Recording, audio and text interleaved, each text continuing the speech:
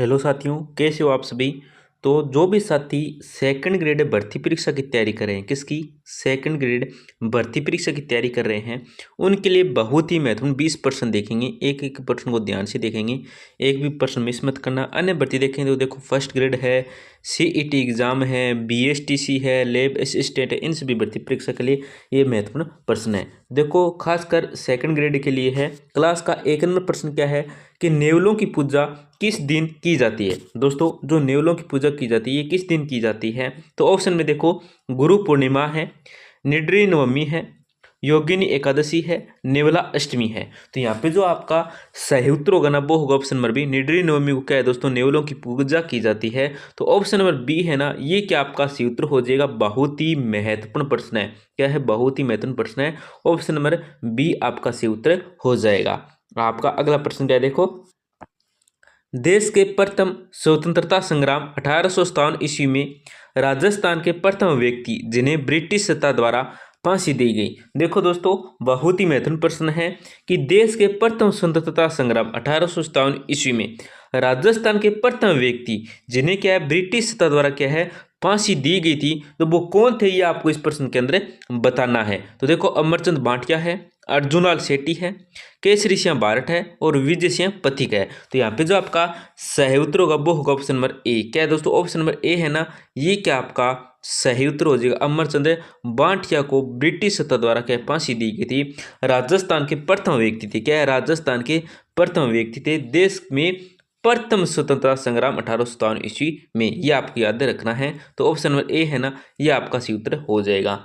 आप अगला प्रश्न क्या देखो, जयपुर में स्थित 60 फीट ऊंची भव्य मीनार इसरलाड सरगासुली का निर्माण करवाया गया था। तो किसने करवाया था, देखो दोस्तों ईश्वरी सिंह ने, स्वयं प्रताप सिंह ने, स्वयं जय सिंह ने या राजा मान सिंह ने। तो यहाँ पे जो आपका सही उत्तर होगा ना वो होगा ऑप्शन नंबर ए, ईश्वरी सिंह ने। किसने करवाया था, ईश्वरी सिंह ने करवाया था। ऑप्शन नंबर ए आपका सही उत्तर हो जाएगा। आपका अगला प्रश्न क्या है, देखो महामारु शैली का प्रचलन किसके शासनकाल में हुआ। दोस्तों, महामारु शैली का जो प्रचलन हुआ था ना, ये किसके शासनकाल में हुआ था ये आपको बताना है। मतलब गुज्जर प्रतिहार के, राजा भोज के, मिहिर भोज के या राज सिंह के शासनकाल में हुआ था। तो यहाँ पे जो आपका सही उत्तर होगा वो होगा ऑप्शन नंबर ए। क्या दोस्तों, ऑप्शन नंबर ए है ना, ये क्या आपका सही उत्तर हो जाएगा। गुज्जर प्रतिहार के शासनकाल में क्या दोस्तों महामारु शैली का प्रचलन हुआ था। ये आपको याद रखना है, बहुत ही महत्वपूर्ण प्रश्न है। ऑप्शन नंबर ए क्या आपका सही उत्तर हो जाएगा। आपका अगला प्रश्न क्या देखो, राजस्थान के किस किले को जलदुर्ग की श्रेणी में रखा जाता है। दोस्तों, राजस्थान का कौन सा किला है जिसको क्या है जलदुर्ग की श्रेणी में रखा जाता है। तो देखो नागौर का किला है, कोमलगढ़ दुर्ग है, मेहरानगढ़ दुर्ग है या गागरोन का किला है। तो यहाँ पे जो आपका सही उत्तर होगा ना वो होगा ऑप्शन नंबर डी। क्या दोस्तों, ऑप्शन नंबर डी है ना, ये क्या आपका सही उत्तर हो जाएगा इस प्रश्न का। गागरोन का जो किला है ना, इसको जलदुर्ग की श्रेणी के अंदर रखा जाता है। ऑप्शन नंबर डी आपका सही उत्तर हो जाएगा। आप अगला प्रश्न क्या देखो, उदयनाथ पर्वत राजस्थान के किस जिले में स्थित है। दोस्तों, जो उदयनाथ पर्वत है ना, ये राजस्थान के कौन सी जिले में स्थित है। तो देखो जयपुर है, अलवर है, सीकर है, अजमेर है। तो यहाँ पे जो आपका सही उत्तर होगा वो होगा option number B. Option number B आपका सही उत्तर हो जाएगा। किसको, अलवर को। ऑप्शन नंबर बी क्या आपका सही उत्तर हो जाएगा। आपका अगला प्रश्न क्या देखो, राजस्थान के रामानुजाचार्य किस धर्म के अनुयायी थे। दोस्तों, राजस्थान के जो रामानुजाचार्य है ना, ये कौन से धर्म के अनुयायी थे। तो पारसी धर्म है, जैन धर्म है, वैष्णव धर्म है, बौद्ध धर्म है। यहाँ पे जो आपका सही उत्तर होगा वो होगा option number C. Option number C आपका सूत्र वैष्णव धर्म। क्या दोस्तों, वैष्णव धर्म है। ऑप्शन नंबर सी आपका सही उत्तर हो जाएगा। आपका अगला प्रश्न क्या देखो, विजोलिय अभिलेख का काल है। दोस्तों, जो विजोलिय अभिलेख है ना, इसका काल क्या है।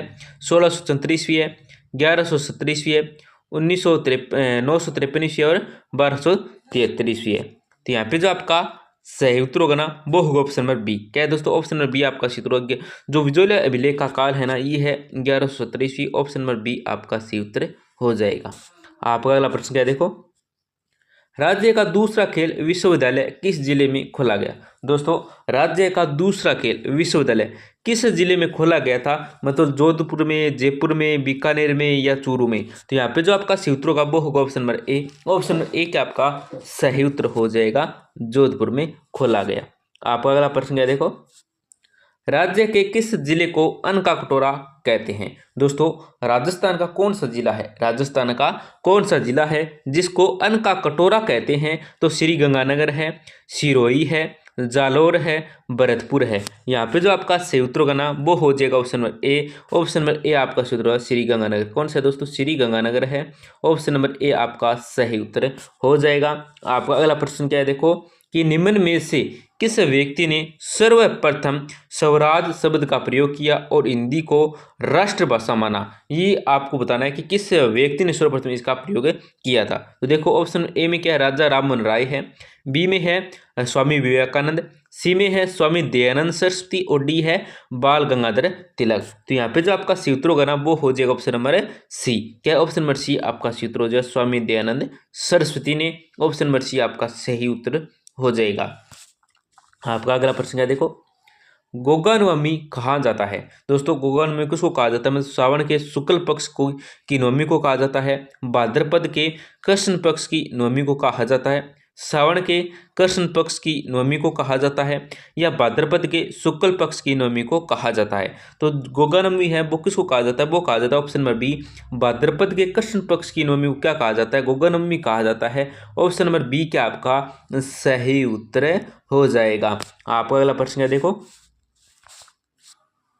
रामानंदी संप्रदाय की पीठ राजस्थान के किस जिले में स्थित है? दोस्तों, रामानंदी संप्रदाय की पीठ राजस्थान के किस जिले में स्थित है? जयपुर में है, जोधपुर में है, भीलवाड़ा में है या भरतपुर में है? तो यहाँ पे जो आपका सही उत्तर होगा ना वो होगा ऑप्शन नंबर सी। क्या है? ऑप्शन नंबर सी आपका सही उत्तर हो जाएगा भीलवाड़ा में। कहाँ पे दोस्तों? भीलवाड़ा में। ऑप्शन नंबर सी आपका सही उत्तर हो जाएगा। आपका अगला प्रश्न है देखो, कामड़िया पंथ राजस्थान के किस लोक देवता ने चलाया था?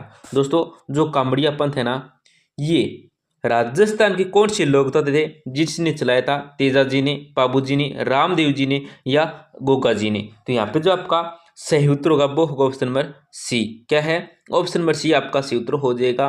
किसने चलाया था? तो रामदेव जी ने चलाया था। किसने चलाया था?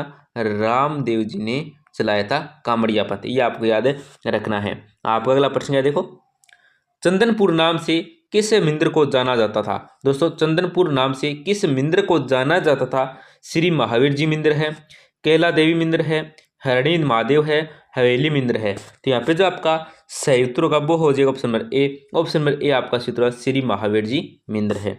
आप अगला प्रश्न क्या देखो, लोक देवता तेजा जी की घोड़ी का नाम क्या है? दोस्तों देखो, लोक देवता जो तेजा जी है ना इनकी घोड़ी का जो नाम है वो क्या है?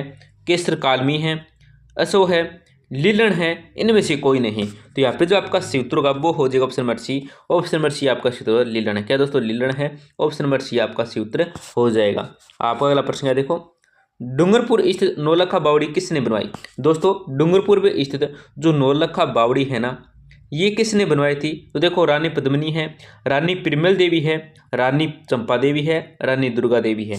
तो यहाँ पे जो आपका सही उत्तर होगा वो हो जाएगा option number B. Option number B आपका सही उत्तर हो जाएगा, रानी पिरमल देवी ने।